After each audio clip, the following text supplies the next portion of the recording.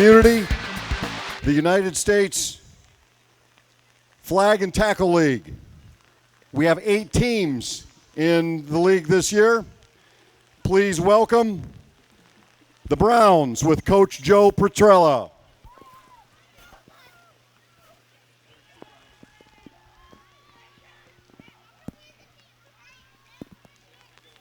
Please say hello to the Falcons, Coach Sam Leatherberry.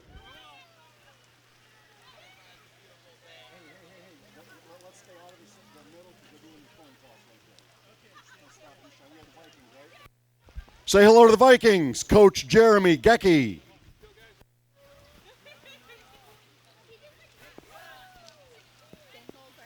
I got that, thank you. We have any Texans? No Texans. Here are the Dolphins, Coach Lynn French.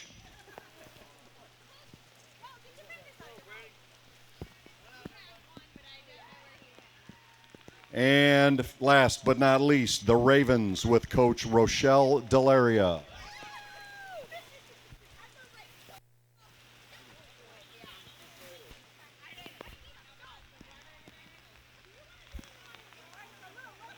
Ladies and gentlemen, how about a nice round of applause for the soggy but valiant Chardon teams in the United States Flag and Tackle or Flag and Touch League.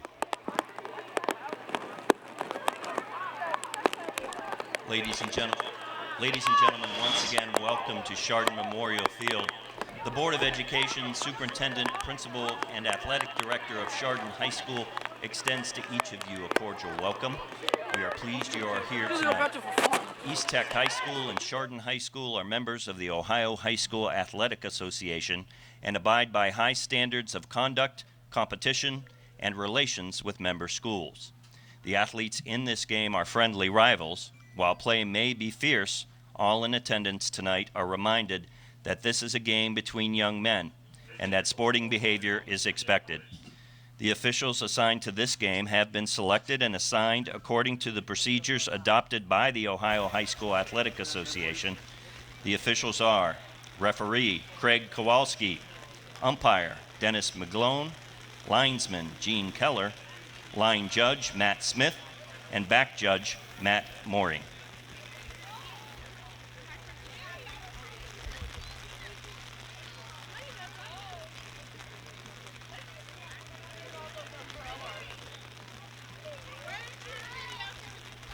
Hey, Dominic, good.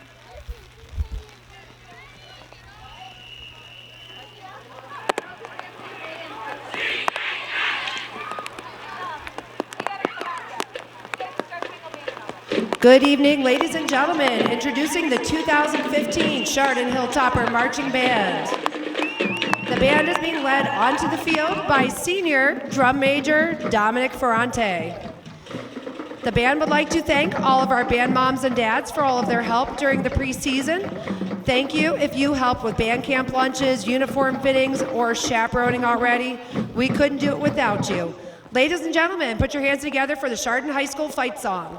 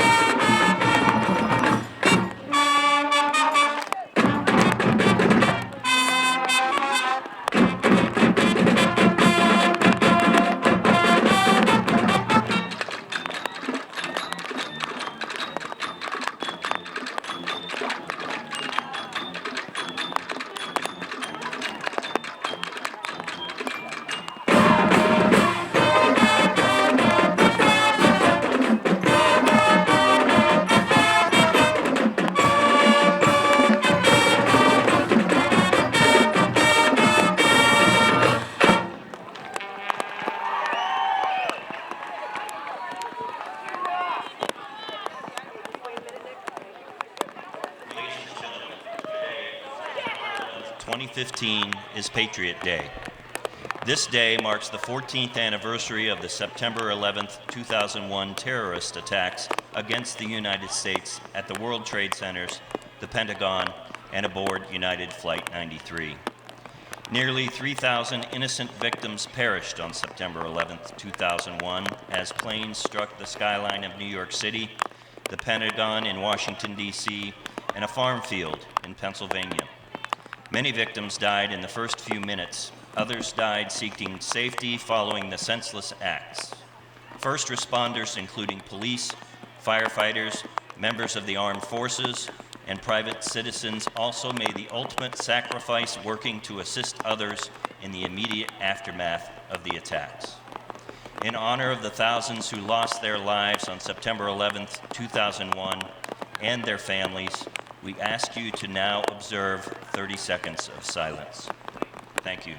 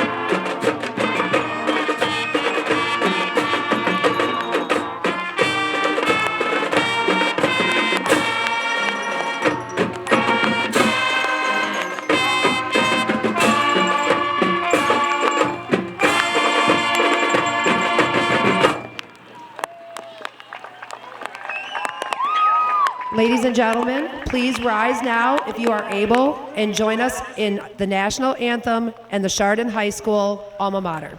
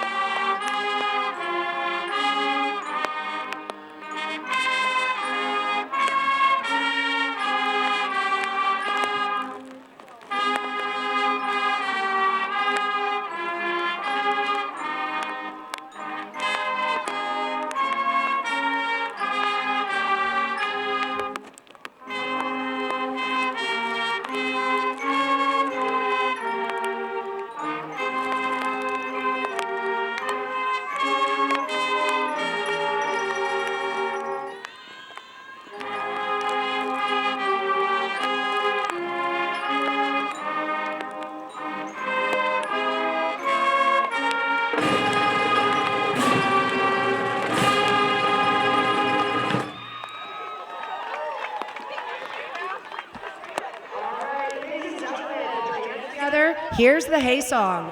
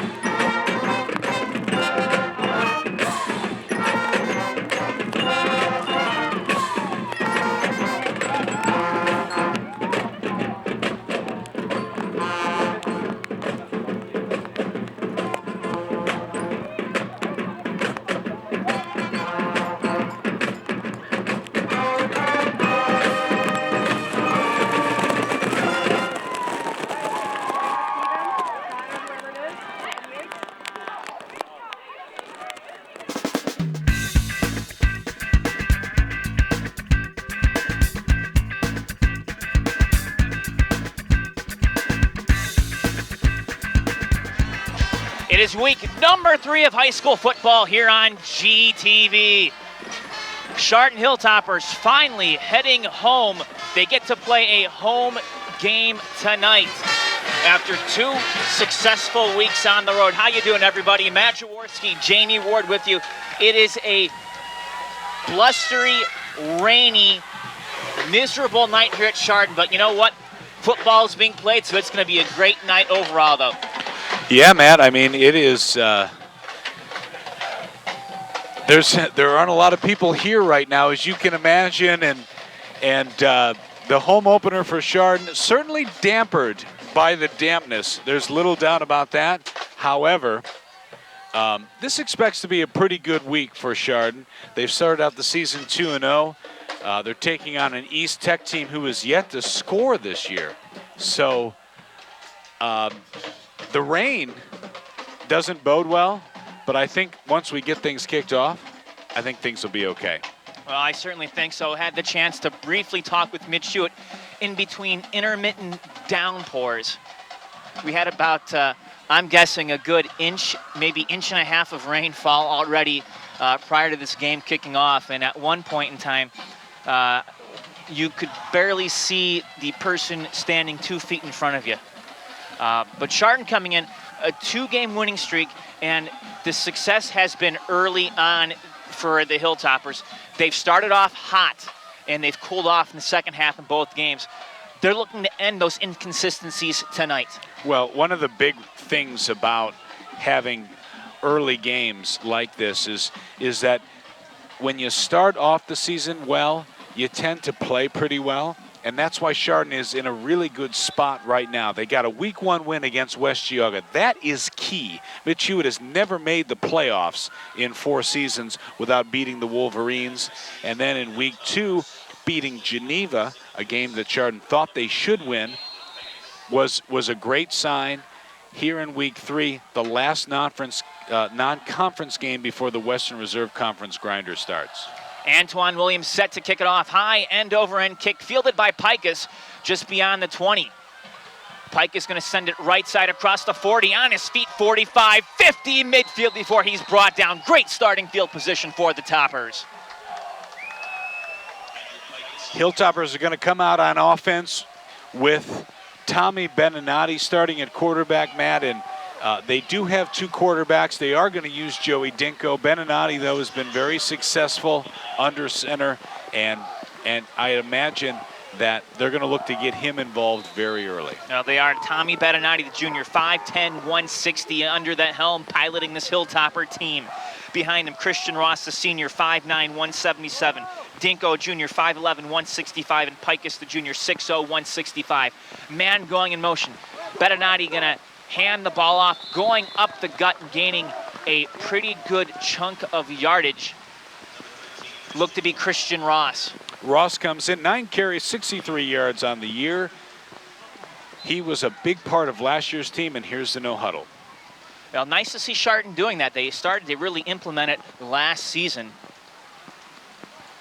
Handoff again will go to Ross. Ross picks up the first down as he plunges forward near the 30-yard line. Christian is the only player, Matt, in this Chardon backfield who's got experience, big game experience from last year. Well, you want to talk about maybe a potential issue in this game. Skylar Pekosik, the star left tackle, not here tonight. In his place, number 64, Zach Frank, the senior, 6'2", 225. Ball gonna be kept by Beninati, racing around the left side. Beninati on his feet, picking up the first down near the goal line. What a run by Beninati.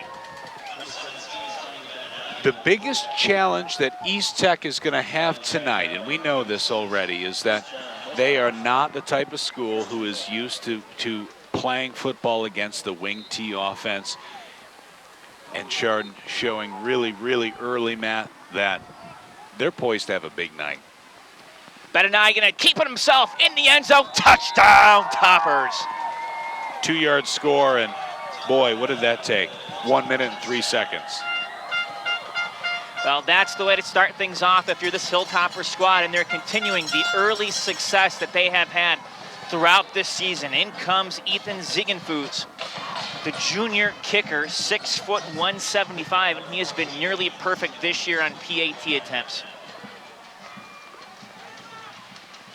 Good snap, hold is good, and that kick is true between the uprights, and Chardon takes an early 7-0 lead. Just a minute 3 into this first half. We'll pause, take a timeout, and come back with more on your home for Hilltopper football. It's GTV.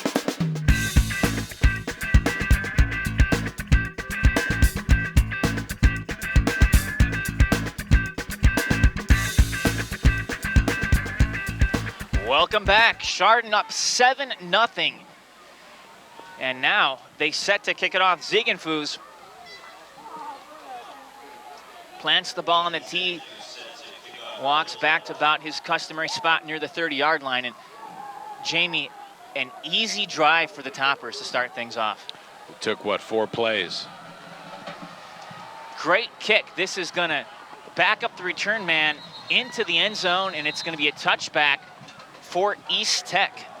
One of the keys, Matt, the Scarabs, as you mentioned, they haven't scored yet this year. Been shut out twice. They've lost 2 football games. And for Chardon to come out and take 1 minute and 3 seconds to get back on the board, 37-0 against Orange, 42-0 against Shaker Heights. In the rain, I don't know if you can see this at home, but there are literally 4 people in the stands for East Tech. Well, traditionally, I'm not gonna pick, but Senate teams never travel well. It is what it is. Handoff will go far side and nothing going there. Let's introduce you to some of the guys we'll be seeing from East Tech tonight. Quarterback is Eric Bettel. He's a sophomore, 5'11", 165, wearing number 12. 3 running backs will be in this game. Number 3, the running back, Antoine Williams, a senior, 5'6", 165. Dylan Cullum, a sophomore, 5'11", 179. And Jordan Boast-Floyd, the sophomore, 5'5", 144. We'll see a couple, well, maybe not even, a couple running or wingmen in this game, men going in motion, and ball will be handed off. Tough to see who that was handed off to, but running back got nowhere on that play. Scarabs wearing an all-white helmet. That's unusual to see. You don't see that very often. They've got the brown and yellow uniforms. I'll say another thing about East Technical, Matt, is they've got a lot of people listed on their roster, but those kids are not here today. Looking across the sidelines, this looks like more of a Cardinal or Berkshire type team here at the varsity level. Battle from the gun, looking to throw. Looking left side, he has a man. It's going to be caught, but right near the line of scrimmage for very little gain. So on 3rd and 13, it's going to bring out the punting unit, and Savan Newell, the punter, out to do the kicking duties for East Tech. We had an abridged night tonight on youth night because of this rain. Something else to think about, though, Matt. East Tech was not on this schedule for a very long time. Chardon thought they were going to play a high school out of Canada, and then a teacher strike made that impossible. Ball will take a scarab bounce to about the 40, where it's going to come to a halt. So sort of a late addition here to the schedule for Chardon. This is the first home game of the season. One of the things about Chardon is that 4 of their first 5 are on the road. That's going to be good for the second half of the season. But I know around town, talking to a lot of Hilltopper fans, they were really looking forward to coming out and watching football tonight, but this rain probably kept some people away. Well, it did. Look at that. They are stacking the box against the Toppers. Let's see if they can make them pay. Handoff up the middle and gaining a few yards. Believe that was Ross.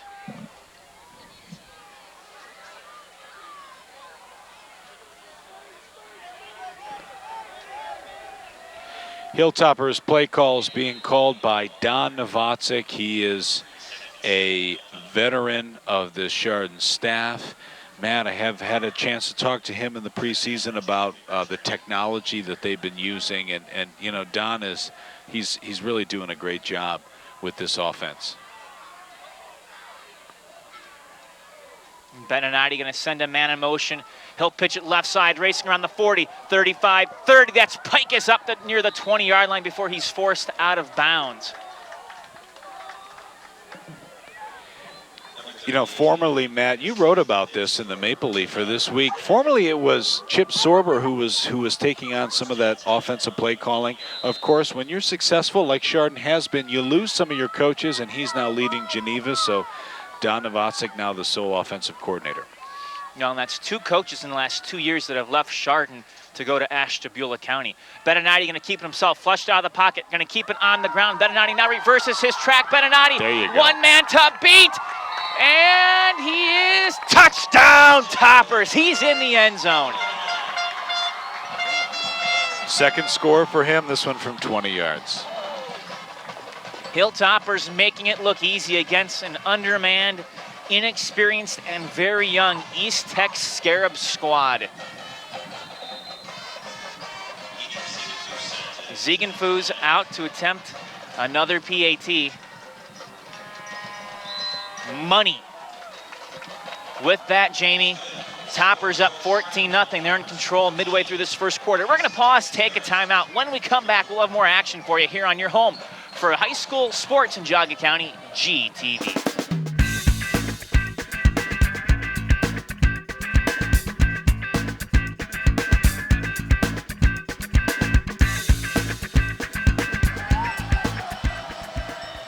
(14-0) Toppers as Ziegenfuss set to kick it off again.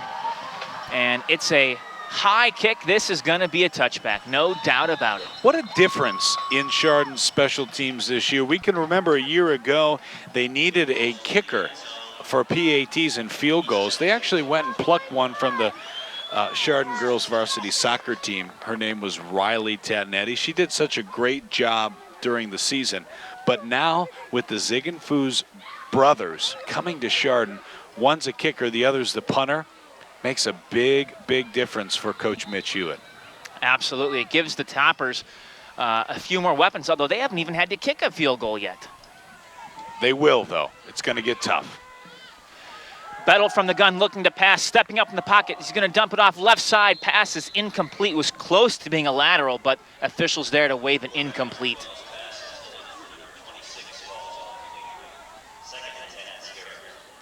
Looks like the rain is subsiding a little bit, but it's certainly, as you mentioned, it rained just enough. If there was somebody on the fence tonight who thought, well, I don't know if I'm going to go or not, they're not going to come. No. Give credit, though, to the fans that have showed. Hardy fans, and we'll talk more about the fans in just a minute here as Bettle comes back in the shotgun, fumbles the snap. It's on the ground. He picks it up, running a fire kind of drill, and he's going to be dropped back. Gets away from the from the Hilltoppers. Now he'll reverse his position. He has a running lane on the far side of the field before he's tripped up near the sidelines. He got back to the original line of scrimmage. Wow, that could have been bad for East Tech. Yeah, great athletic play.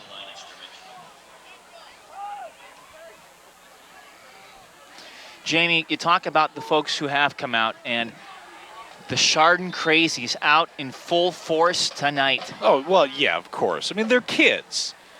The rain doesn't mean anything to those kids. I see a lot of shorts out there, and that's great to see. Just saying, some other student sections might not have come out tonight. No, it's only the old people who get a little bit afraid of the rain. Uh-oh. Another bad snap. Bettel picks it up, drops it, picks it up again, and he gets back. Well, I don't even know if he got back to the line of scrimmage. Well, what we've seen early, Matt, is that East Tech, and of course they're going to have a difficult time here coming on the road, making this long bus ride. It's been raining. They didn't get a chance to warm up properly. They're not used to seeing the Hilltoppers offensively. And you know what's really sad is they've got literally nobody in the stands. Yeah, that is just so tough for the kids. They try, they practice, and it would be nice to see some support for them as they face 4th down and 11, ball on the 19-yard line. Another bit of a low snap, but punt will bounce and take a East Tech bounce across the 40 and come to an end around the 48-yard line. And Chardon, again, great field position to start off another drive. East Tech comes in. They're a Division I school, Matt, so no. No, they are. Let me bring this up here. I thought so, too. They are, let's see here. Division III, Region 8. Division III, okay. Yeah, Still, good size. Yeah, good as a matter size of school. fact, Glenville, when everything was set and done with all the last-minute changes, fell to Division II, which is where Chardon's at, by the way. Looks like Dinko's Dinko from the gun, and we saw this last week. A late flag comes out and pass intended for Joe Sivas cannot hang on to it. We saw last week a lot of interchanging between Dinko and Bettinati in the second half. Well, Beninati's had the success. We'll see what the penalty is. That hurts the Hilltoppers on the hold. But Beninati's had the success, but there's no doubt. These are two juniors. They're the same size. And Chardon knows that Joey Dinko is a very talented quarterback as well. I think he's thrown the ball a few more times than Beninati has. Coming in, passing, Dinko's thrown it 5 times. That would have been his 6th. It doesn't count, though. Tommy Beninati's only thrown it twice. So you can see that Tommy, kind of like his older brother TJ, has a run-first mentality. Dinko 4 or 5 for 73 yards, and he's had a couple big passes. That ball going to be, I believe, handed off to Sivas up the gut, and Sivas gets a few of those yards back, lost on the holding. I mean, every year we think maybe Chardon's going to throw the ball a few more times, but why? There's no reason to. Mitch Hewitt grew up in the wing tee here in Chardon. He's a defensive-minded guy. He played linebacker at Division I Bowling Green 1 year under Urban Meyer. Chardon's got the wing tee, and that's what they like to do. And let's face it, it works, Matt. Man in motion, Dinko dropping back to pass, looking down the field, left side. He has Ross, wide open Ross, in and out of his hands. He had a touchdown, just couldn't hang on to it. That's going to bring up 3rd down and 17 from the 44. Ball slippery, there's no doubt about that. And Jamie, you hit something on the head that we haven't even talked about tonight, is how slick that ball can be and what it's going to do to these players, because it's not only going to be affecting passes, but as we've seen with the Scarabs, snaps and it potentially handoffs as this game goes on. Sivas moves to the right of Dinko. Dinko again from the run. Ross in motion. Ross has the ball stripped away and going to be recovered. Wow, coming out of nowhere. Big old number. 51. That was 51. And that's DeAndre Jackson. Senior defensive lineman. Yeah, that ball fell right into his hands. That's exactly what East Tech needed after this disastrous start. Let's see how they respond. And we were just talking about wet ball. That had to be the case right there. Hilltoppers defensive coordinators, as they have been now for a number of years under Hewitt, Brian Landis, as well as Coach Bob Francis. Bettel, check that wasn't Bettel who took the snap that time. Actually, it was Bettel. Bettel dropped for a huge loss. Pikus in on the sack. Scarab's offense inherits the ball in really good field position. How badly do these kids want to score their first touchdown? You know it's important to them. Well, Jamie, it is. And, you know, in this game, we don't have any stats. It is just so wet. That paper just would not survive around us right here tonight. But I don't think that they have positive yards total in this first quarter. I think it's all been negative. Oh, no, not in this first quarter. 2nd down and 18 for East Tech. And Bettel going to try a little bit of trickeration, going to try to run around the right side, and he is dropped right near the line of scrimmage. Jesse Smith, the defensive back, in to make that tackle. Now, more confusion, Matt. Not 100% sure what they were doing there. You know, frankly, it's now 3rd down and 18 from the 45, or from the 44, 3rd and 17, beg your pardon. Now, I don't even know how to properly describe the offensive formation that they're in. Well, they've got some H-backs who are positioned to where they're not forward to the line of scrimmage. Look at 27 and 3 there on your screen. They are actually perpendicular to the line. Again, a bad low snap picked up by the QB, but then quickly dropped.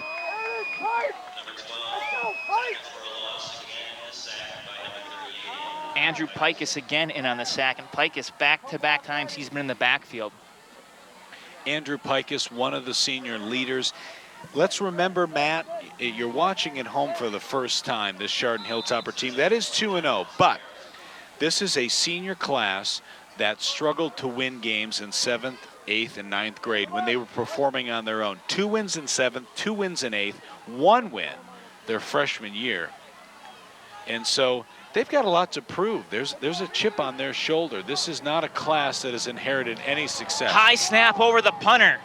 He races back, he picks it up, and he just falls to the ground. That was like America's Funniest Home Videos. Wow. You know, Jamie, it's just sad. I mean, I just don't know what to say. Wet ball. East Tech really struggling. One of the things when you haven't been successful in the first 2 weeks of the season is that you'd like to have a good start. Because if you don't, it's here we go again. It's probably some issues on the sidelines, and it's just all around a negative atmosphere. Toppers 1st and 10 from the Scarab 18-yard line. And headed toward the end zone and into the end zone. Joey Dinko, touchdown, Toppers.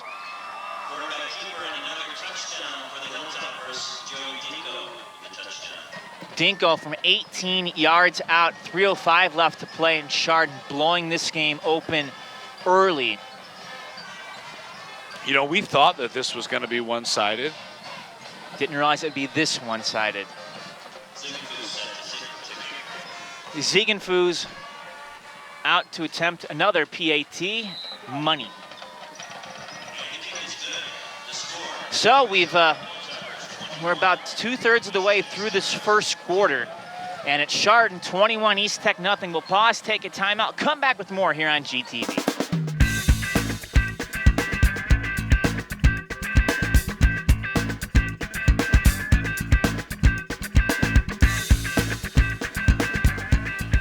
Hilltoppers to kick off here with 3:05 left in the first quarter. And of course, we could not bring you Chardon Hilltopper football without the support from our cable franchise fees and our communities that are supporting tonight's game, and even those not supporting tonight but who are supporting GTV are Munson Township, Hamden Township, the City of Chardon, Chardon Township, Burton Village, and Middlefield Village. Thanks again for supporting GTV.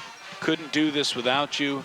And what a treat it is to bring you this game tonight.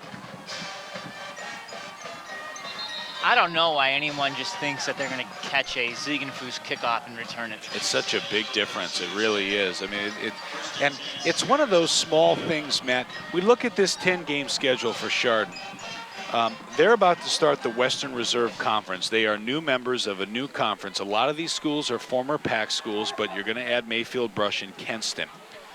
What's going to be big in these games amongst evenly matched schools, when you look at Brush, Mayfield, North, South, Riverside, Madison, special teams. It becomes a difference in close games, and when Ziegenfuss is putting the ball into the end zone every time, boy, is that a big bonus. He could easily be the best kicker in the Western Reserve. Only time will tell, though.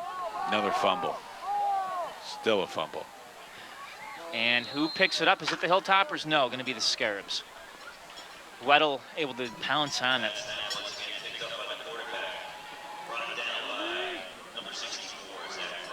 Zach Frank. Scarabs come in, Matt, coached under Darrell L. Forrest. They've got a difficult time. I mean, you look at over the years, traditionally for East Tech, Chardon does have a reputation of playing some of these what you would consider inner city Cleveland schools. Senate League teams, if you will. Yeah. Weddle dropping back to pass from the gun, under a ton of pressure, stepping up, flushing out, looking left side. He has some room to run along the sidelines, 20, up near the 30-yard line.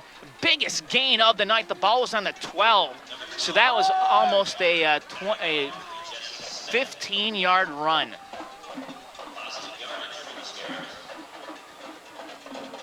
One of the things about the Scarabs, though, Matt, you know, last season they had 2 wins, 2-8 overall. You go back the year before that, and they had 2 wins as well. So it's a program that's really trying to find its way.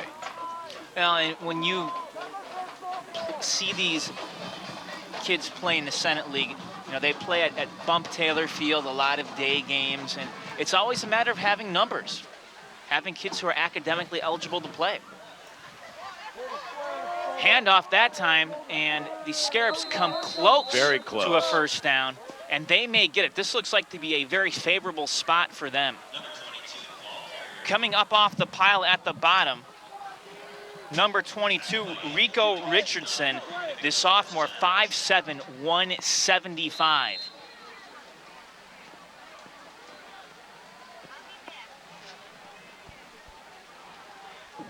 It is a first down, so East Tech picks up a first down.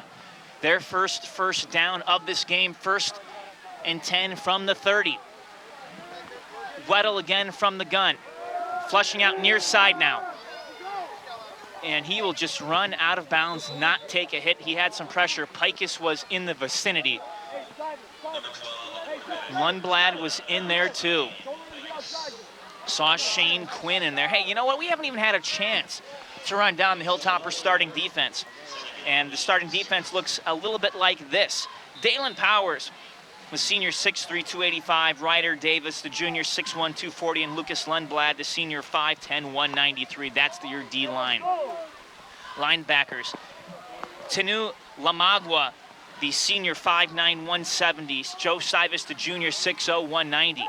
Weddle looking to throw. He has a man, and that's Antoine Williams. Williams makes his way up near the 36-yard line before he is hit. Loose ball, but it's going to remain East Tech ball. Receiver was down.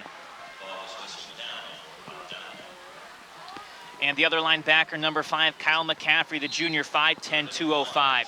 Defensive backs in this game, Ethan Ziegenfuss, we've mentioned him. Shane Quinn, the junior, 5'11", 170. Jesse Smith, the junior, 6'0", 165. Andrew Pikus, the junior, 6'0", 165. And Christian Ross, the senior, 5'9", 177. Weddle from the gun looking to throw. He has a man across the middle. That's Jordan Boast Floyd, and Floyd up across the 40. First down, East Tech. East Tech having a little bit of success now, just dumping the ball off over the middle. And they've picked up 2 first downs. It'll be first down and 10, Scarabs. Ball placed on the 43-yard line. 11 seconds to go, and actually that will pretty much do it. I don't think that they're going to get to come to the line. They're going to head over to the sideline. So we'll pause. We've played 1 quarter, and it's a good first quarter for the Hilltoppers as they lead 21-0. We'll come back with more football action here on GTV.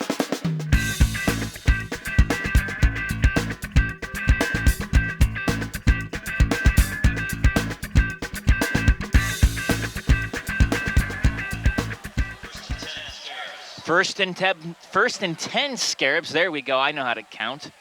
Low snap. Weddle picks it up, feeling a ton of pressure, tries to stiff arm one of the Hilltoppers, and he just throws it away. The question is, was he out of the pocket? They say yes. The official there was caught up. The referee with the white hat. Of course, we've got Do you want Ryder Davis in your face? 5 officials. Hey, you know, the players are out there. They're mostly having fun. There's no doubt about that. I mean, the rain doesn't bother them a whole lot. Like we talked about the crazies. The officials, though, they're pretty darn wet. Well, I had a chance to talk with them before the game, too. Weddle going to hand the ball off, looking to run right side, getting some room and some running room. Heading down the sidelines toward the end zone. Wow. And East Tech, for the first time this year, finds the end zone. Touchdown, Scarabs. Flag, Matt. There's a flag. Oh, boy. Boy, you just hear the groan along the home side. Along the home side, you're right. Hey, there used to be, it's holding, it's coming back. There used to be 4 fans on the East Tech side, and now there's 3. Well, but to be fair, there's some people at the concession stands on the far side. They might be walking around or in the portos. I haven't seen a Chardon girls 7th grade soccer game that has fewer fans than what East Tech is. There's a fan right there. He's down now near there's still 4. You said a fan. I'm just saying I found the 4th guy. It's just unfortunate for East Tech.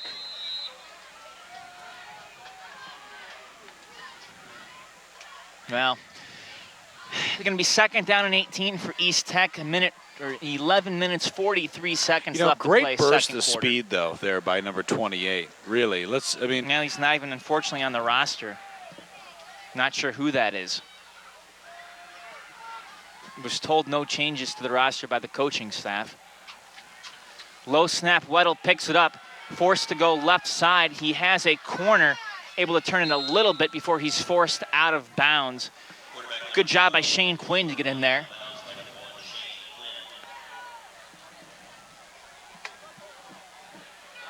This is the last non-conference game for the Chardon Hilltoppers, and you know, if you're watching us at home, there's good news. Chardon will go on the road the next 2 weeks, but then 4 of the 5 games in the second half of the season are going to be here in Chardon. Let's hope for good weather, and let's hope for a really, really great playoff run for the Hilltoppers this year. Well, the Hilltoppers will be starting things off against an Eastlake North team that coming into tonight is 2-0. Weddle from the gun sends Antoine in motion. Almost a little bit of a scissor play right there. Spun around to the ground was Jordan Boast-Floyd for a big loss. Might have been, Matt, that might have been 26 that broke away. That would be Collum. Is that Collum? He's starting quite a bit, right? The sophomore. Yes. I said 28, and that was probably 26. So let's give him credit because, you know, when he turned that corner, he was actually faster than the defense and got all the way down. Sheer burst of speed. It's now 4th and 20. Ball on the 33-yard line. Clock running. 11 minutes left to play in this second quarter. Chardon up 21-0. Appreciate you tuning in on GTV. Matt Jaworski, Jamie Ward with you. Another high snap. Punt. Well, they just got it off this time around. It's going to take a small East Tech bounce to the 45. It'll die there, eventually touched up by that elusive number. You know, that is 26. It's just kind of bunched up. That's that's Dyson Collum.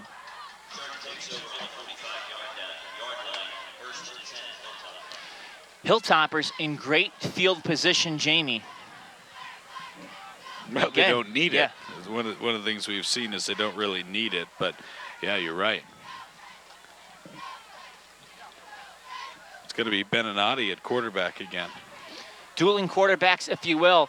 Cybus has the handoff. He has room to run, makes a few cuts. Cybus tripped up around the 25. He had one man to beat, and he just could not do it. It's the last Scarab getting up off the ground. Number 43 for East Tech, the free safety, Kobe Burge, saved the touchdown. Burge hobbling big time, but he's staying on the field, toughing it out. Two split ends in the formation. Bettinati going to hand it off right side, pounding his way across the 20 up near the 15. Again, Joe Cybus. So Cybus doing some heavy yard work here on this drive. Cybus, a junior, strong kid, basketball player. And of course, we remember his brother Ben, who was a fullback. A battering ram, Big Ben Cybus. Will be 2nd down and 2 from the 15. Bettinati under center. Going to hand the ball off. Cybus into the end zone, nearly untouched. Nearly untouched. I mean, touchdown Toppers. Didn't even take any hit, Matt. And that is the 27th point for Chardon, soon to be 28.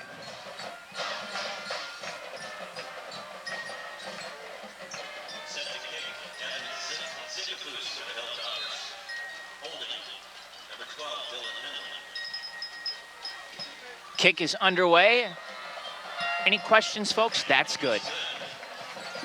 We'll pause again and take another timeout here. Chardon in control, 28-0.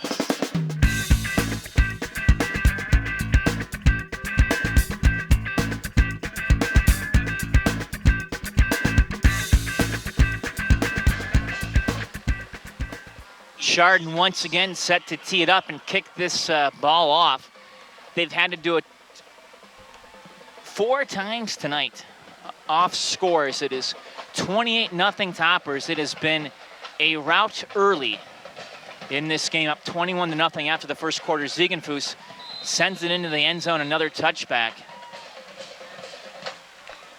Well, Matt, the Hilltoppers really, they've been building such a strong program under Mitch Hewitt, now in his 5th season. You know, when he came back, there had been a real lull, and I wrote in the newspaper, I said it was the return of the king, and in many ways it was. He was, I think, runner-up to Mr. Football in 1998. They were state runners-up in 1998, and the nice thing about Chardon is they brought a Chardon Hilltopper staff in. We've already talked about Novotzik, Landis, and Davis, and let's just recognize the other coaches after this play. Weddle from the gun, that familiar. It takes a bounce, he picks it up. Nice scoop, he finds a receiver open, takes a hit, bounces off, turns around and falls forward. Give some credit there. Taking a large hit but staying on was Boast Floyd. You know, you look at guys like Jim Britt, Dave Toddy, Ty Merkel's a graduate, Chad Morawski, Marty Makar, who does the kicking coaching. These are all Chardon people. Chardon people makes a big difference. 2nd and 3 from the 27. Tech going to dump it off on the little screen pass. Caught and racing ahead for the 1st down. Believe that was Boast Floyd again. Jamie, the rain picking up again and coming down in sheets. Yeah, you can probably see that it's been raining. It really started raining right about 2:15 here in Chardon. That was just a drizzle, but we are certainly full on at this point. Weddle in a lot of pressure, and he is dropped. Lundblad in there for the sack. And boy, Weddle needs a little bit of help getting up. He looks to be okay, though. They do not have a lot of depth on this roster. You know, one thing, Matt, I don't see a lot of, and at some point, Mitch Hewitt's going to be on the camera, I'm sure, but Mitch is wearing a ball cap today. Yes. He doesn't do that very often. Let me tell you, it was raining so hard when we were coming, when I was speaking with him in pregame. He had an umbrella on it, and he even said, this rain, it's a good thing that we don't throw the ball. Ball will be kept by the QB, and then an injured player, well, getting up was number 24, Elvante Robertson, but he's going to have to go to the sidelines. Officials waved him off, said you got to get up and you got to go. But, sometimes just you got to keep your hair dry a little bit.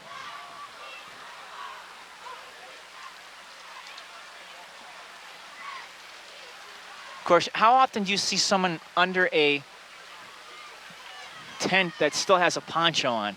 A big orange bright poncho. We're both wearing ponchos. It's leaking a little bit. Not a lot, but a little bit. You know what, though, Jamie? For as much water's coming down, this tent is doing a tremendous job of keeping us dry. Weddle sends a man in motion, going to fake the handoff, going to go around the right side, looking to run near the sidelines, and he's close to that first down marker. No. Or check, I'm sorry, the original line of scrimmage. Yeah, I know. I'm sorry. Yeah. We're just hoping. Yeah.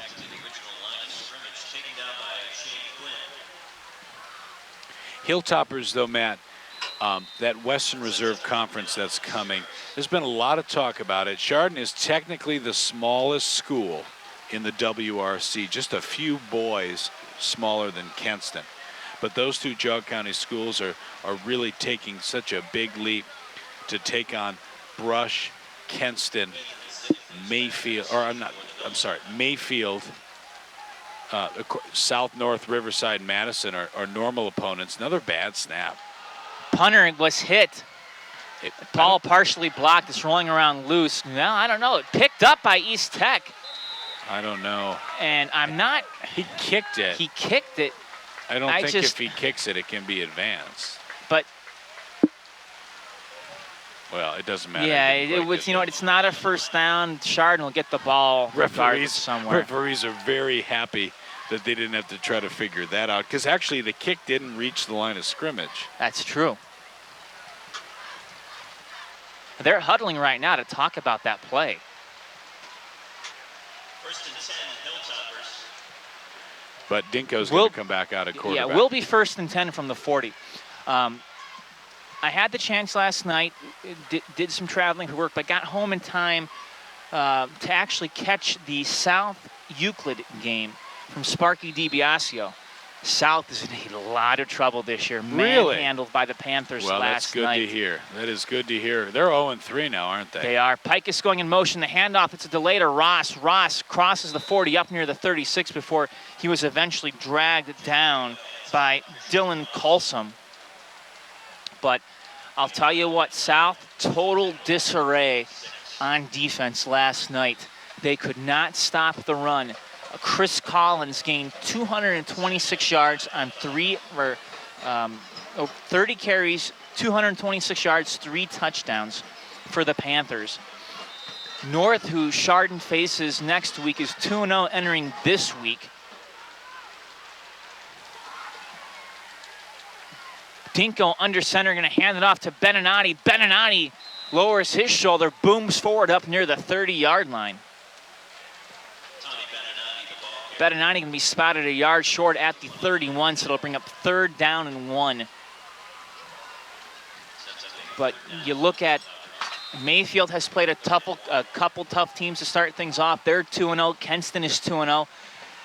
You know, how about Brush? Brush could be 2-0, but they lost a heartbreaker to Perry last week, and Perry's expected to win the CVC. Handoff. Beninati lowers his shoulder. Actually, check that. No, it's not Beninati. They had me. Dinko faked it and kept it himself. What a great fake. Rain, I can't believe I'm saying this, but coming down even harder now. Cats and dogs, Matt. Cats and dogs. You know, anything more, and it's going to be, I don't know, horses and zebras or something like that.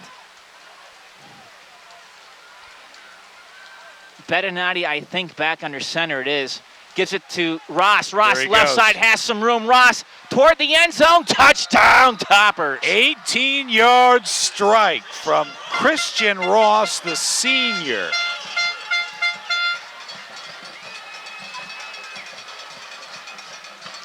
If this was the second half, it would be a running clock.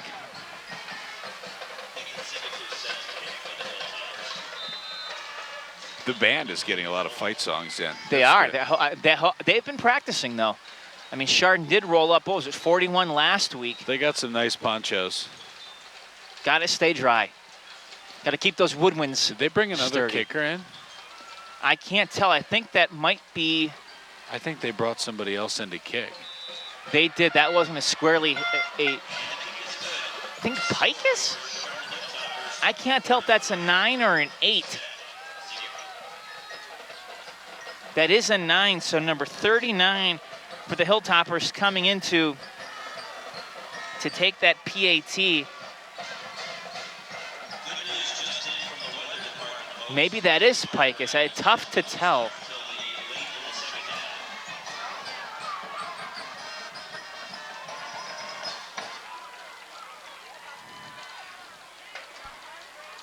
You know, I do wonder, though, we're going to have to find this out one of these days, if Ethan Ziegenfuss has a nickname. You'd think with a name like his, Isn't that your job to come up with a nickname? I mean, you're the guy who covers the team week to week. You know, yes and no. If a player has one, I don't want to, you know. Hey. I'd think that maybe he'd be called like Ziggs or Zeegs, or maybe just Z. We're going to have to find out, maybe. A lot of opportunities. Truthfully, last week didn't even have a chance to talk with the players. It was 90 degrees for most of the game, cooled down in the fourth quarter, but those guys went to the locker room. They changed quickly and got on the bus. They wanted to head home and get out of Spire, and I can't blame them. End over end kick going to fall a bit short, going to be eventually picked up by the return man. Tries to do a little bit of a stutter step, and being tackled shy of the 15-yard line. Number 3, Antoine Williams.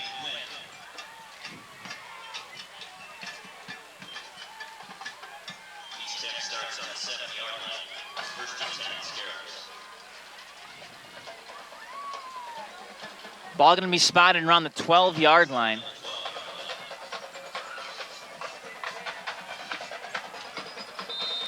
.508 to play, second quarter. Toppers in control, 35-0.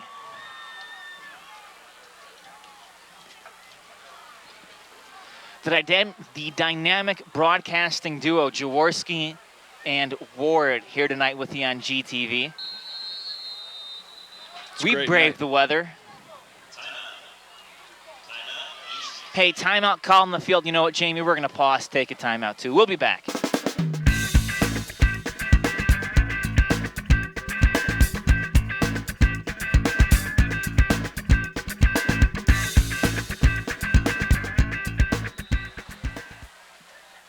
Returning to action on GTV, Scarabs ball, 1st and 10 from the 12. Weddle picks up the ball on the ground, feeling pressure, sacked. Lundblad again.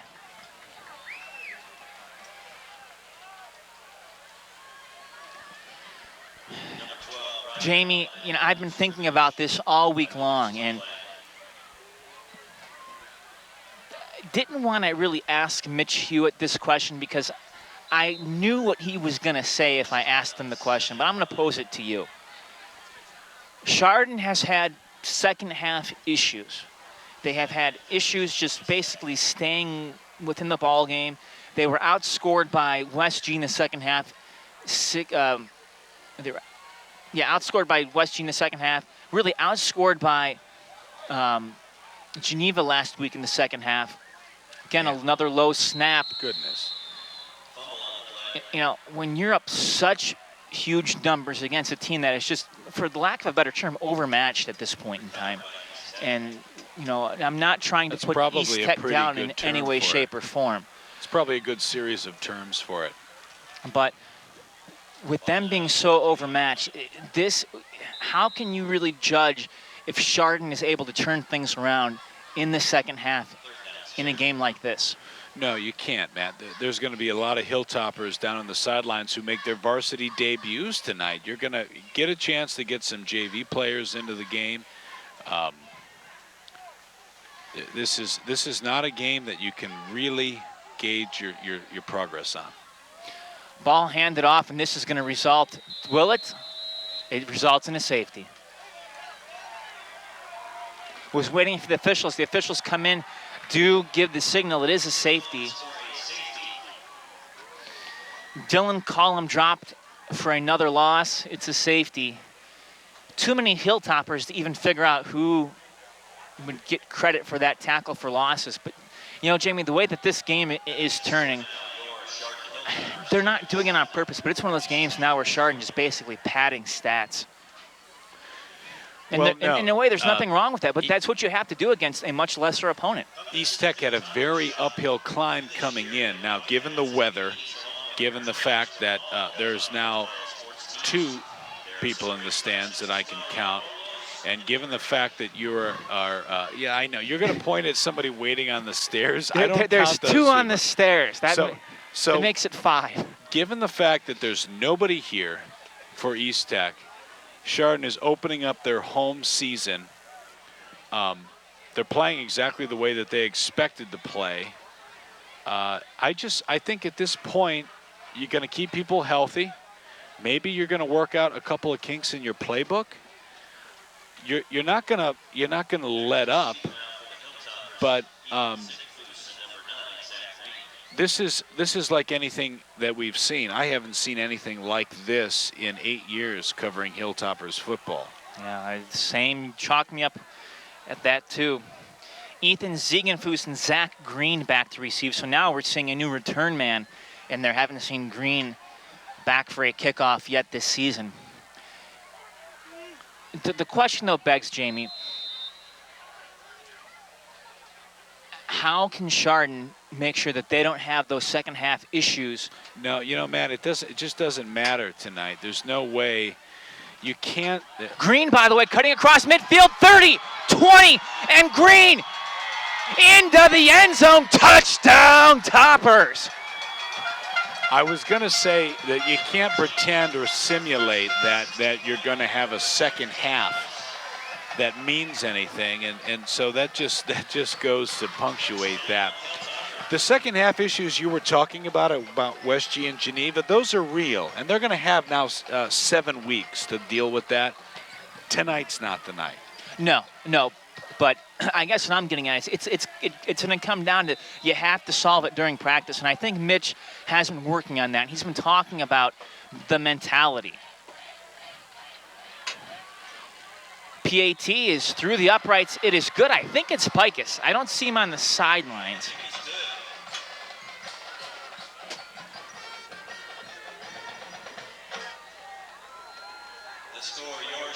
Maybe. No, that can't be Pikus. That is a 39.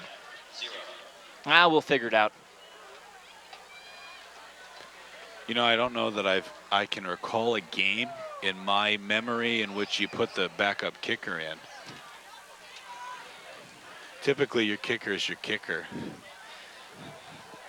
But, you know, I think that might have been Dylan Hemley, Matt, to be honest 12? with you. Number 12, yeah, because he's coming out, I think, for the kickoff. Well, Henley was holding. He was the holder on that. He was the holder. Yeah, sorry about that.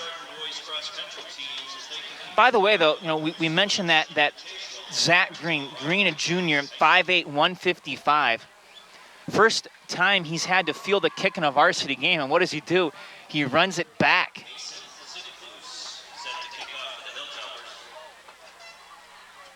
Boy, oh boy, Jamie. Has to be a thrill for that young man. His family's going to be talking about that tonight, and so are his friends. 44-0 is the score. Wow. You know, it's usually in basketball, Matt, that you tend to double up the score at halftime and say to yourself, can the Hilltoppers score 100? Well, JT Lowe picks up the ball, returns it up across the 10.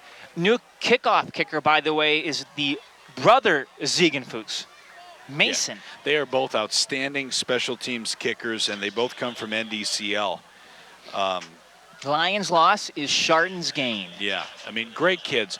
One of them starts on defense. It's Ethan, I think, right? Yeah. Ethan returns kicks. Ethan's just Mr. Everything He's right an now for the athlete. Hilltoppers. Yeah, but Mason, I think, is only a sophomore. Yes. So expect him to go ahead and step into a role as well. Now, does he play soccer? I've not covered a boys' soccer game yet.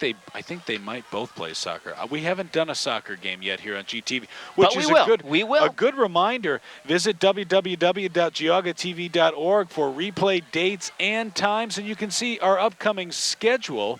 We've got a lot of soccer to bring you, both boys and girls Chardon. We haven't done a game yet there. We're going to bring you Berkshire girls for the first time, coming up in October against Harvey. And there's still a full slate of volleyball to go. So if you like watching high school sports on GTV, we are just getting started. Absolutely. Another bad snap for the Scarabs pushes them back. It'll be second down and about 13. Ball inside the 10 near the, the 8-yard line? The 8-yard line. Their last possession ended on a safety. They almost had a touchdown. It was wiped off the board, though, by a holding call. Another bad snap, covered up, and this is going to be marked at the half-yard line. The Chardon I've defense. never seen anything like this. I've never seen anything like this. I have. It was in middle school, playing middle school football. I don't mean to toot my own horn here, but we as Wycliffe Blue Devils just completely routed. That's right, I'm going to use the routed term. A overmatched, undermanned West G This team. is varsity football, man. I know. I mean, But again, Jamie, it's the only thing that I can compare it to. East Tech going to call a timeout facing 3rd and 20 from the half-yard line. We'll pause and come back with more.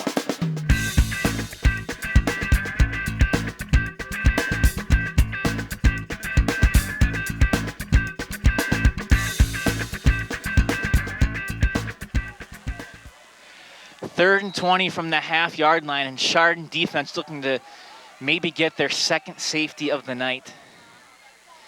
And they might have gotten it right there. Yes, they did. You know, I wanted to...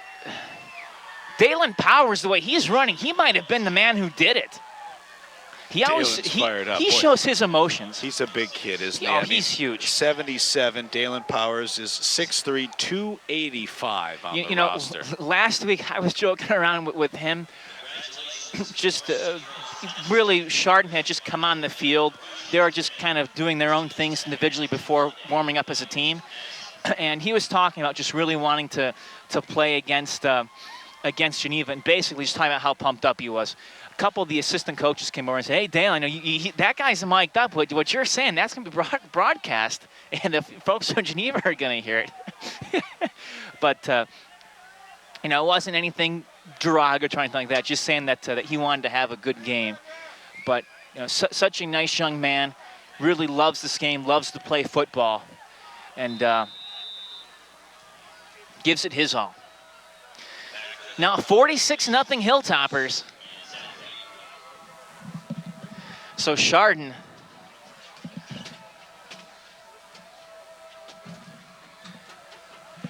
just rolling merrily along. It's a little bit of a pooch kick fielded by an up back, racing around the right side across the 45, up near the 40. That time it's number 27, Nate Blakely. First time that we've had Nate Blakely.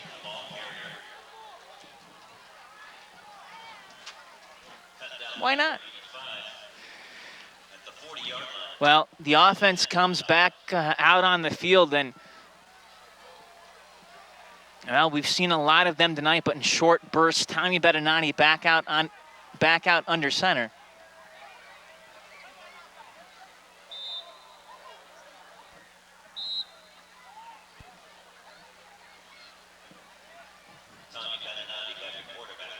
So Tommy Bettinati will come back out, and 1:14 to go.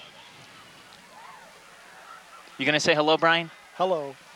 Cameraman extraordinaire Brian Foster. First time we've ever had his voice on GTV, I think. Yes, it is.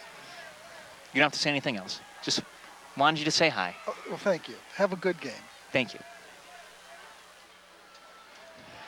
Well, officials just kind of holding things up here. We have 51 seconds to go. Actually, Chardon is really taking their time, not pushing anything. Can't blame them. Up 46-0. This is my 13th year of covering high school football, folks, and I have never seen a game like this before. Chardon just going to take a knee, and that'll send him to the locker room, hopefully. Mercifully, I hope so. And honestly, I mean, the only thing that I can say is Chardon has taken, 2 knees. As now they head to the locker room is, you just feel so bad for the visiting team. But stick around, we're going to cover the band, the Hilltopper Marching Band coming out, and they're going to play and entertain the soaked home crowd. It is Chardon 46 and East Tech nothing. We'll be back with the band on GTV.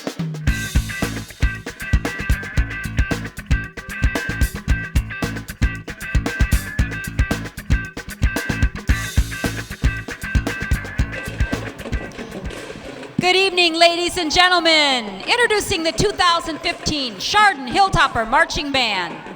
The band is being led onto the field by drum major Dominic Ferrante. Tonight's show is a tribute to jazz trumpets and jazz legends. Our first tune was recorded by trumpet legend Maynard Ferguson, who is being represented tonight by Keenan MacArthur and Tibor Lakatosh.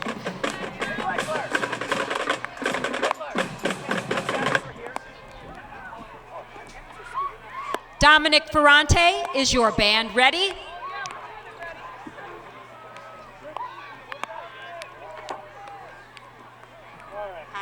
From the 1977 hit movie Rocky, here's Gonna Fly Now.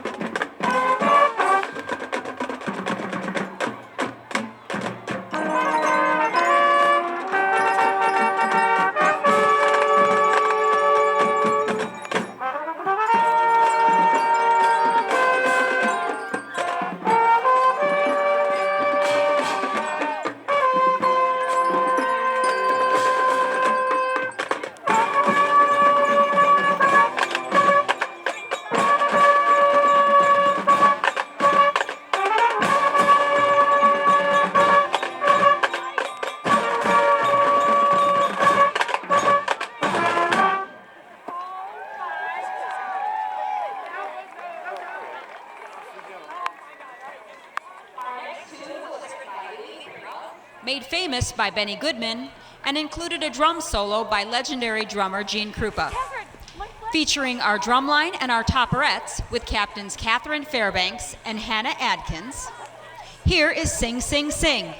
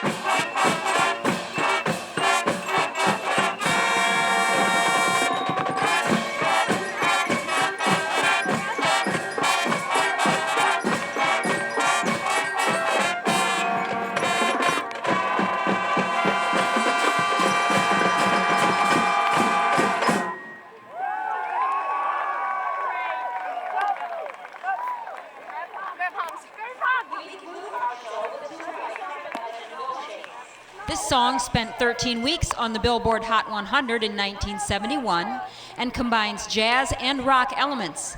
Featuring our majorettes with Captain Ellie Large, here is Get It On.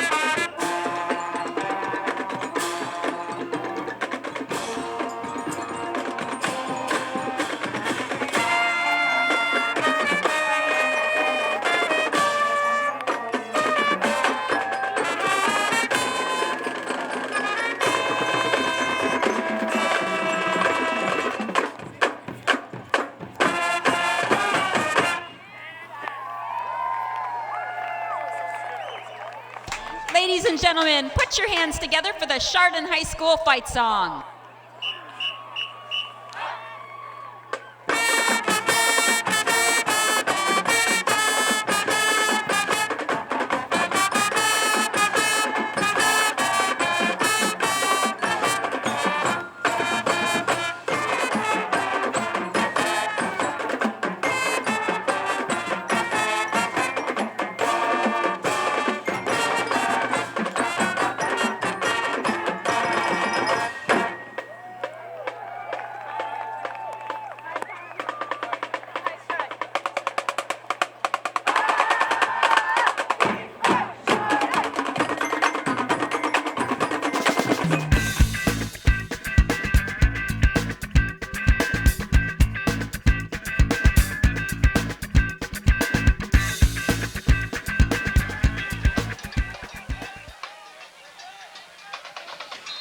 Well, third quarter action just about set to kick off here on GTV.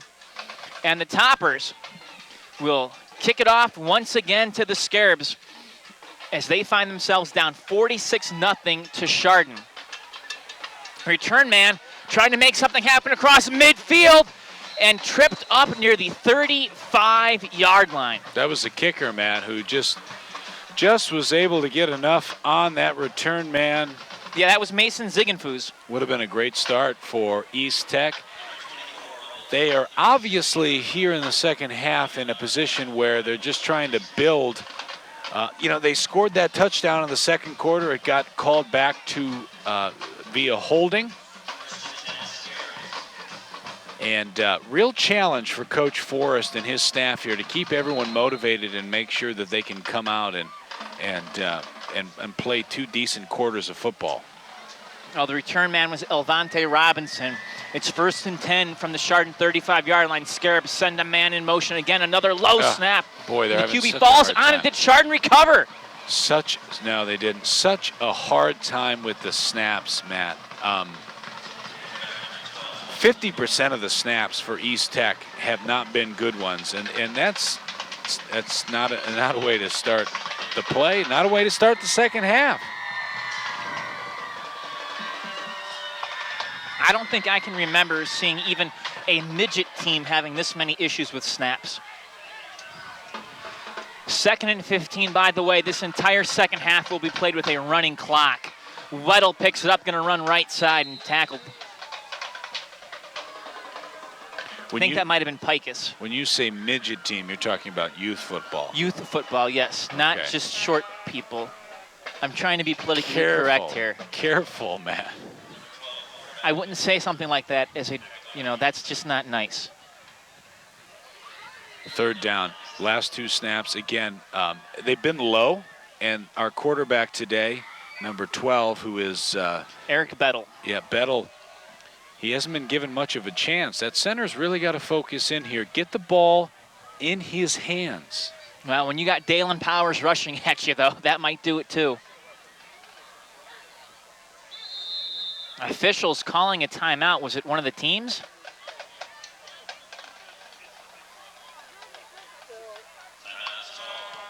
Yeah, official timeout for a helmet issue. They're looking at the helmet of, now no timeout, thank you. It was the QB that they had to look at his helmet. They said Eric Bettel's okay. Bettel again has to go down to the ground. Another low snap, that's a fumble. And picked up by the Toppers.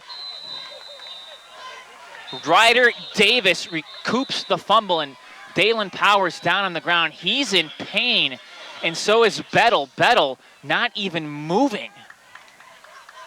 Powers is going to run off. He's got a little bit of a limp. Bettles manages to turn himself over, and with that, we're going to take a timeout on GTV.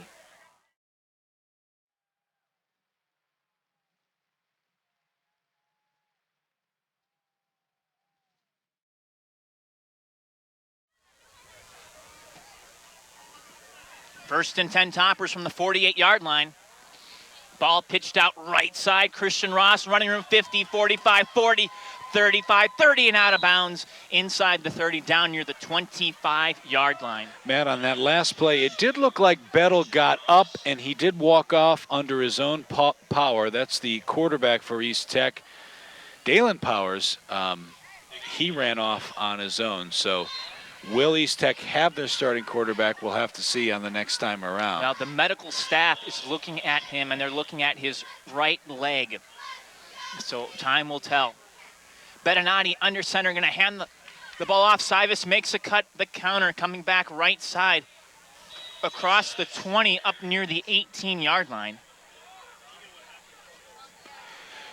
I don't know, Matt. I think we have seen this in the last year and a half or so. Now, the OHSAA has implemented what we've been calling a mercy rule, which means that the clock is going to continue to run here in the second half, save a timeout or an injury. Or a scoring play. Or a scoring play, that's correct. So man in motion is Sivas. Or a penalty, which we have right now because stopped in the backfield. First loss for the Hilltoppers. East Tech could not get one of their defensive players off the field, so they're going to get charged with a 12-man violation. You know, I hate to say it at this point, the score's so lopsided, 12th man might not make a difference for him. Well, the thing is, so football has come under a lot of fire in the last few years especially, and it starts really at the NFL at the very top with the concussion issue and the sort of is this safe for player issue. And by putting a continuous clock on here in the high school level, you're going to limit the number of plays and limit those hits in a blowout. Ross in motion. Bettinati looking to throw. He has a man wide open, left side over, shoots his intended target. First time that was Dinko this year that he's thrown to Dinko. Yeah, the thing about Joey Dinko, Matt, and we talked about this in the preseason, is that Bettinati and Dinko, both juniors, they both played very hard for that starting quarterback position. Now, Beninati won the starter spot. Dinko has gotten snaps, but Dinko's going to continue to play both halfback and receiver, as we saw. All right, and split a little bit of time at QB as well. 46-0 the score, 6:40 to play, third quarter. 2nd and 9 from the 16. Hilltoppers trying to get it in once again.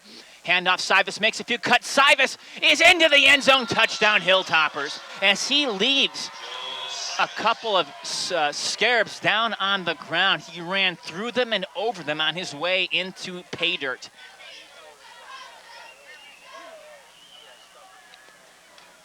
Another touchdown for Joe Sivas. Strong young man. That's his, what, third of the day? Something like that. It's just so wet. We had to put the computer away. You can't write on any paper. The ink's just blotching out at this point in time. And Chardon again using another place kicker here, trying to get some experience for another young man. Well, and we tried to find out who 39 was at halftime, but we were unsuccessful in doing so. PAT's up, and it is good. We'll pause, take a timeout, and come back with more high school football action for you here on GTV.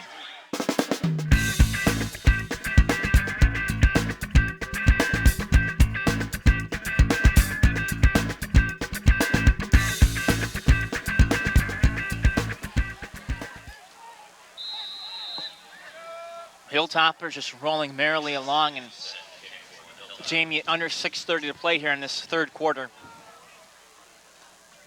They really have done nothing wrong. That ball will be kicked out of bounds, but the wind just kicked up as soon as it was in the air. That was a mighty big gust of wind. We felt it over here. It's raining, it's windy, very much a fall day. The temperature has dropped. We were in the high 70s earlier, but now it's hard to tell, really, but I think we're at 60 or maybe just a little bit below. Go to the smartphone, Matt. AccuWeather says, well, that's an hour ago. My phone is just... Says 64. It's probably getting a little bit colder. It's also wet and rainy, so go ahead and do that math. Well, 64, and that was 20 minutes ago at least. See if we can get an update here. Scarabs. It's going to be a new quarterback. I'm trying to figure out who. 31. 31. And that is Savan Newell, the punter. Newell going to hand the ball off. And up the gut. That looks like number 26, Dylan Cullum, who gains a nice little chunk of yardage there. Hey, don't forget that you can watch GTV on jogatv.net. We've got an internet service for you. If you don't get Time Warner Cable and you are wondering how you might be able to listen to and or watch our video replays, go to jogatv.net. You can get a subscription for about $8 a month, and it's even a little bit cheaper if you go for a full year. Newell going to hand the ball off right side. Same runner. Check that, different runner that time. That time is Rico Richardson. Jamie, if it wasn't for the running clock, this might be a game where we start to talk about the Hilltoppers breaking some kind of scoring record in this one, but... Yeah, not tonight. I mean, Mitch Hewitt is, he and the coaching staff understand this is going to be, we did see the first team offense out there on the first possession of the second half. I don't know how long that's going to last, and we're already starting to see, certainly there's a lot of changes on defense. Yes, there's some JV players in the game right now. We'll start to get some of those names. Another bad snap, and once again covered up by the QB. What was 3rd down and 1 is now going to be 4th and about 5. Hilltoppers opening up their home season. As we mentioned, this was a game that was not originally on the schedule. Chardon was going to host actually a high school team from Canada. Pickerington. Then a teacher strike made that impossible. Then there was a lot of sort of shuffling going on. They land East Tech here in week 3. But for the rest of the season, Matt, it's going to be the Western Reserve Conference, and we just know how difficult that's going to be. We'll start breaking that down in just a little bit here. Another terrible snap on 4th and 5. Richardson picks it up. He's still on his feet running, trying to get something going, coming near side. 30, 35. He has a lane. 40. 45 first down across midfield. Yeah, he got the first down. Great block thrown there to get him to the corner.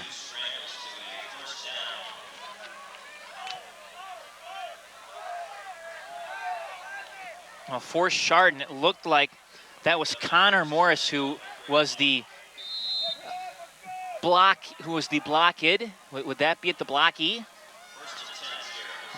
He was the player blocked? He was the blocked, yeah. Yeah. The block E. That was a nice block.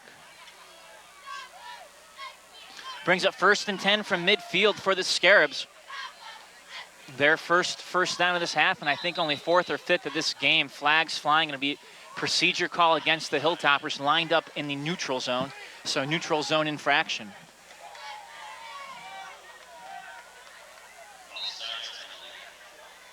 Now giving East Tech a chance here. 1st and 5.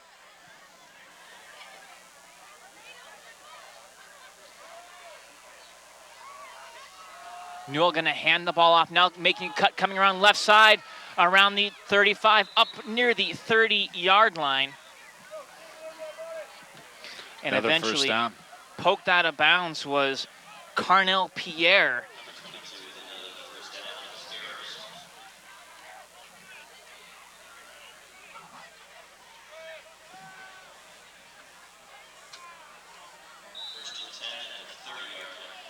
Well, rain has to let up a bit, but it's still a miserable night. Unless you're a huge fan of scoring points, because what the Hilltoppers have done at 53-0. Man in motion.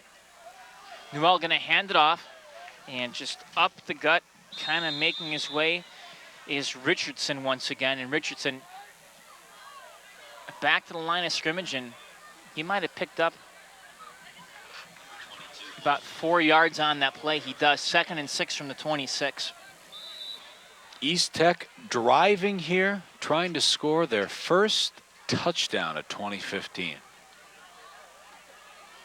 Been 11 quarters without a score if they cannot get in the end zone in the next minute or so.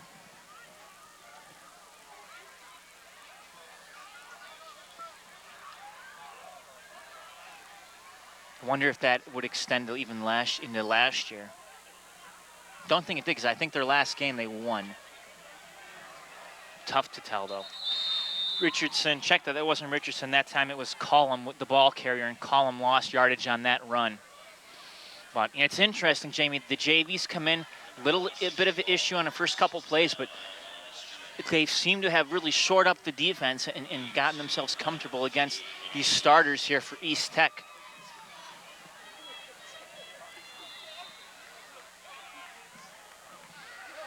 .26 seconds left to go in the third quarter. Clock running. See Joe Connick on the sidelines for the Hilltoppers. Always nice when the graduates come back.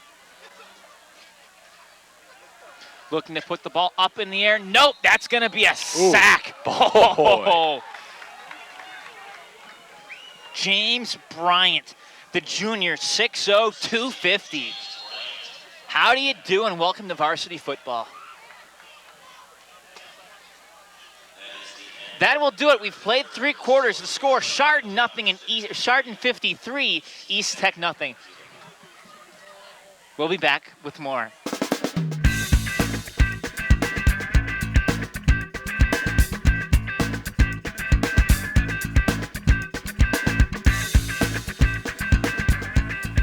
And start of the fourth quarter, the Scarabs are going to punt.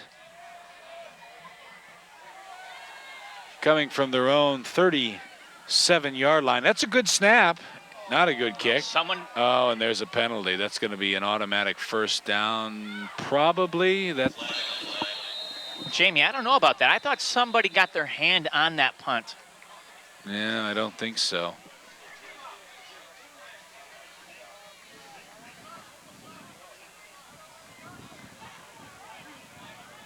It's actually declined. So the penalty was against Chardon, but the Hilltoppers fumbled the receive, and so East Tech takes over. Great job or great chance at least for the Scarabs here now from the Chardon 16-yard line. This is potentially their best scoring opportunity of the season. They did have a earlier score called back due to holding. It would have been, what was that? It would have been about a 60-yard touchdown, something to that effect, had that run counted. It was a run by Dylan Collum around the right end on the far side of the field. East Tech has lost their starting quarterback, and so they are using number 31. Well, different, Savon Newell still. So Newell from the gun. Low snap, will hand the ball off left side and gaining a few yards. That's a Dylan Cullum. So Cullum inches his team closer to pay dirt. Will be second down and about 5 from the 15. Well, yeah, from about the 16-yard line. There we go, from the 16. Matt, this is not the first time that this East Tech offense the 11, I'm sorry. has faced a JV defense. I hope these young men for Chardon really buckle down here and keep playing. You don't want to be the first defense to give up the first touchdown. You don't. This time it's Ricardo. Ricardo ball right side across the 10, down near the 9.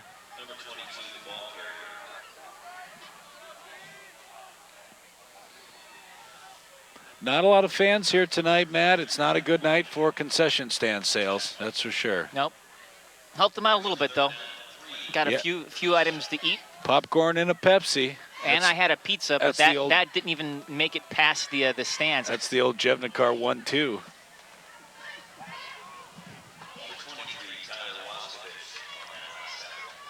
Tyler Waskovich getting credited on that last tackle.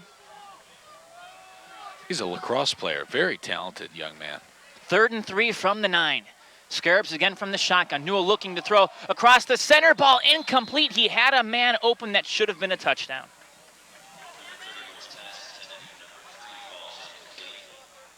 They were looking for Antoine Williams.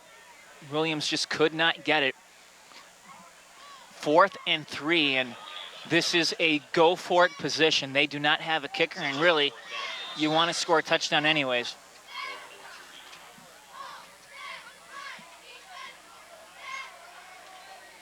Can they do it? 4th and 3. Ball on the 9. They got to get to the 7.5 to 6.5 yard line.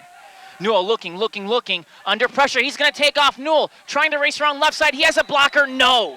Does not get back to the line of scrimmage. So the Hilltopper defense makes a great stop. Look like maybe that was A.J. Peterson in on the tackle. Tough to see from this viewpoint on the far side of the field. Hilltoppers hold, so you know what? That JV defense, they know that East Tech hasn't scored yet, and good for them for bearing down and keeping East Tech off the scoreboard. Now, I mean, of course, nobody wants to see East Tech in this position fail, but at the same time, if you're getting out there for your first time in some real varsity action, you certainly have to give it your all. Well, indeed.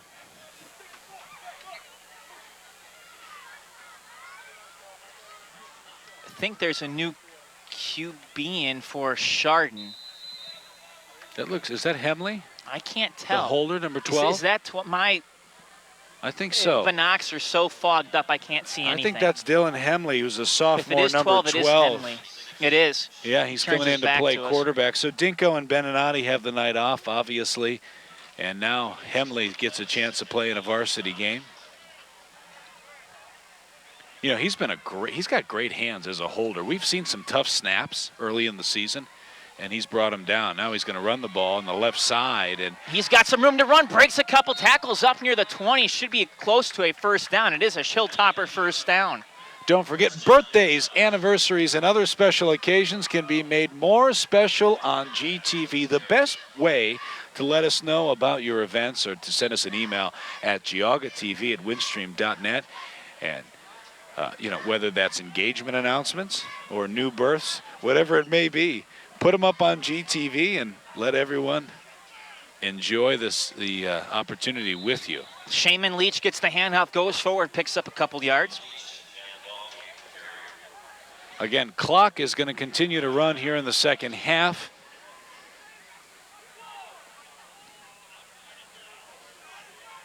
Under 6 minutes to go here in this one. You know, this is one of those things, Matt. You know, to be perfectly honest with you for Chardon, this is not a game that you want to have right before you open up your WRC schedule. Western Reserve Conference, there's about a 3-yard gain on second down. Western Reserve Conference is so tough. Chardon is the smallest school in the conference. They're not the smallest by far, but the smallest school, and they join Kenston, Mayfield, Brush, North, South, Madison, and Riverside. This is a conference across all sports, and you know, beating West Geauga was a big win.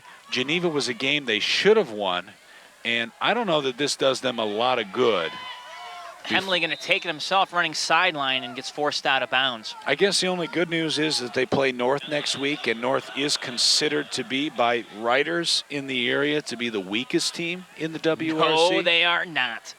Oh, come on. It is South. Again, Jamie. You're telling me that South is going to lose to North this year? South is 0-2.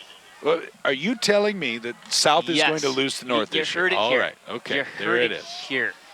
We shall see about that. North has won 5 of their last 6 games. Oh, I Ball know. will push forward. That'll be a first down for the Hilltoppers. QB keeper. I'm just, after watching South play last night, it is, and I want to watch how I choose my words here. Boy, I mean, you're going out on a huge limb to say that they're the worst team in the conference. Riverside is 0-2. I mean, Brush is certainly not a powerhouse. So I mean, Brush is not a powerhouse. I trust but you. They, I trust they've you. won a game, and again, they played Perry so close. I trust you, but if you're saying that South is the worst team in the WRC, you're just making a very bold prediction, and I like it, Matt. You know what you're talking about. The one team I have not heard anything on is on Riverside. Pitch right side, and man across midfield. That time, the ball carrier given the pitch was Dom Ricci. He normally plays split end for the Hilltoppers, getting a carry that time. But, you know, it's interesting because South just looks, to start the season, and I've heard it now in from three games, several different sources, including some South alumni who follow them week in, week out, where they just look unprepared, they look uninterested, and just, they're not ready for games. Pitch coming left side, down to the 20, or down to the 25-yard line. Connor Morris, the ball carrier. Check that, I've been correct. That was 29 Sam Eldridge. To me, it looked like a 28. Indeed was Eldridge. Jamie, how bad do these JV guys want to get in the end zone once? Yeah, and why not? They've got under 3 minutes now. Hemley the handoff. No, he's going to keep it himself around Oh, right look side. at that. He's all alone. Hemley racing toward the right pylon. Touchdown, Toppers. You can't ask the kids not to try. And congratulations going out to Dylan Hemley. Hemley, just a sophomore, 5'9", 160. And now he's going to stay out to hold this snap.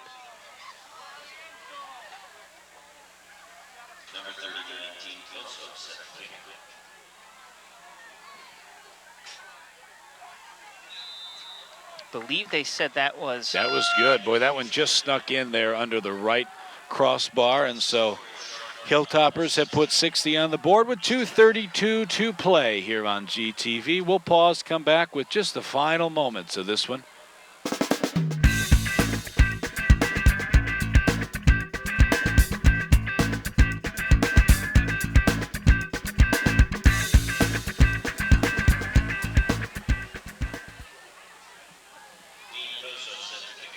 Well, Jamie, we finally figured out who is number 39, Dean Coso. Dean Coso, he's got a brother, Derek. both of whom have been on the soccer team before. And you know what? Dean's mom, Mitzi, cuts my hair, Matt. Oh, Yeah. that was. I'm not. I mean, you can see. I don't know that that's a good thing or a bad thing, but she does, and it's good to see him out there. Ball will be Straight on kicker. bouncing a few times, picked up near the 25-yard line.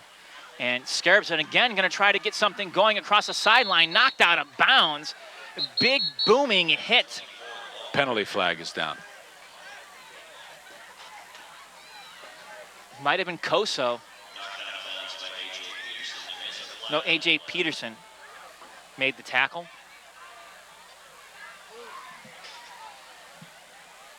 Going to be a personal foul? I just heard that the kicker didn't put his mouthpiece in. Oh.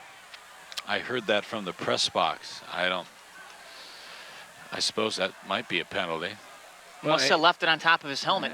No, it was a dangle down. I did notice it. I did notice it was dangling down. Hey, you know, soccer players, they don't wear mouthpieces. Yeah, it's very true. Well, that's, again, we talk about safety. Clock running, a minute 46 and counting. Savon Newell going to send a man in motion. Still the starters out there. Oh, Bad my snap. goodness. Took a lucky bounce. One Hilltopper cannot get the tackle, but a couple others will on that far sideline. You know, there's no fans on the other side of the bleachers to be frustrated with anything that's happening tonight. But if I am a East Tech parent and or somebody at all who is watching this game, I have to ask myself, why can't we get a receive from the center to the quarterback? It's a great question. Just it's the question of the night, really. Now, there's a new quarterback in the game. It was actually worse under the starter, Bettles. It was. Under a minute to go now. Savon from the shotgun. Good snap that time. Looking to throw. Going to put it up in the air down the field. Dead duck, or lame duck, I should say. That falls down to the earth.